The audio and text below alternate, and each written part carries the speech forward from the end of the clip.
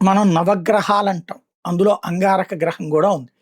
అయితే వాటిని సైన్స్ ప్రకారం చూస్తే అవి కేవలం ఒక భాగాలు అన్నటువంటిది చెప్తారు. ఇప్పుడు అంగారక గ్రహం మీదన భారీ గొయ్యి ఏర్పడింది. అది శాస్త్రవేత్తలు గుర్తించారు. ఇది దాదాపుగా వాటికన్ సిటీ అంత ఉందట. అత్యంత స్పష్టతతో కొన్ని ఫోటో నాసా తాజాగా విడుదల చేసింది.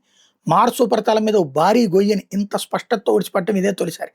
మార్స్ మీద పరిశోధన నిమిత్తం నాసా పంపినటువంటి మార్స్ రికనైజాన్స్ ఆర్బిటర్ ఎంఆర్ఓకి చెందినటువంటి అత్యంత శక్తివంతమైన హైరేజ్ కెమెరా ఈ ఫోటోల్ని తీసి పంపించింది.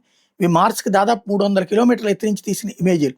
గొయ్యి అంచులు ఒక పక్కగా ఉబ్బెత్తు ప్రాంతం, గొయ్యి మధ్యలో నీలిరంగుతో కూడినటువంటి భాగం కూడా అత్యంత స్పష్టంగా కనిపిస్తున్న విశేషం.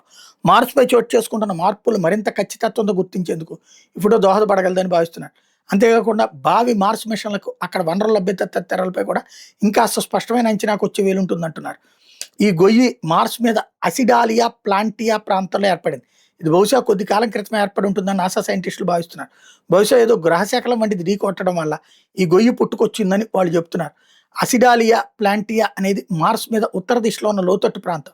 అక్కడ ఖచ్చితంగా పురాతన సముద్రాల్లో లోపల పొరల్లో కూరుకుపోయిన మంచు గుట్టలో ఉండి ఉంటాయన్నది సైంటిస్టుల నమ్మకం. ఎంఆర్ఓని నాసా 2005 ఆగస్టులో ప్రయోగించింది. మార్స్ మీద నీటి ఆనవాళ్ళను గుర్తించడం ద్వారా అది సృష్టించిన సంచలనం అతిపెద్దది.